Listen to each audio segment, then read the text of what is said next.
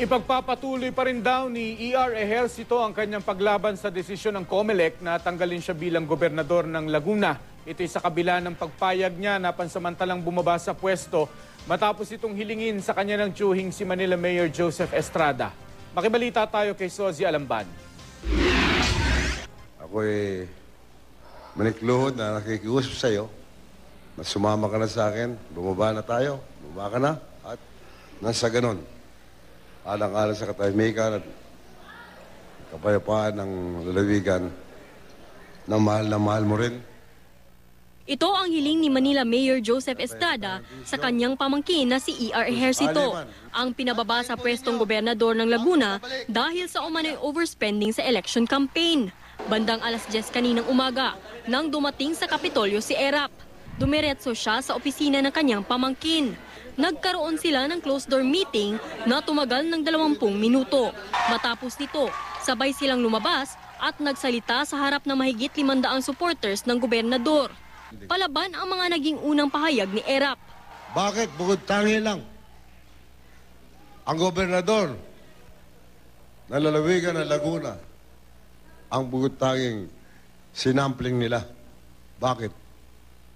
Pero sa huli, pinakiusapan niya ang pamangkin na pansamantala raw munang bumaba sa pwesto. Sumunod naman si E.R. sa pakiusap ng kanyang tiyuhin.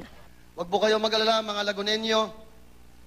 Kahit wala na po ako sa pwesto, ako si Governor George E.R. Ejercito Estregan ay magiging gobernador ninyo ngayon at magpakailanman. Tuloy po ang laban! Sa ngayon, hihintayin na lang daw ni Ejercito ang desisyon ng Korte Suprema sa hiniling niyang TRO laban sa desisyon ng COMELEC. Kung paanong tila pinagsakluban ng langit at lupa ang supporters ni Ejercito nang manumpa ang kapalit niyang si Governor Ramil Hernandez. Siya ring buhos ng emosyon nang lisanin ni Ejercito ang Kapitolyo. Si Governor Ramil Hernandez naman, nangakong titiyakin niyang maaayos ang ibibigay na serbisyo ng Kapitolyo sa kabila ng tensyon sa liderato ng Laguna. Kung ano man po maging desisyon ng Supreme Court ay igagalang po natin.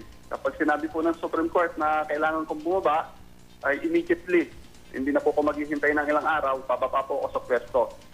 Noong nakaraang Miyerkules, ibinaba ng COMELEC ang desisyon para tanggalin sa pwesto si Ejercito. Unanimous ang boto para dito ng COMELEC and Bank. 23.5 million pesos ang ginastos raw ni Ejercito sa kampanya. Pero 4.5 million lang ang pwedeng budget sa ilalim ng panuntunan ng COMELEC. Sozi Alamban, Nagbabalita, Pilipinas.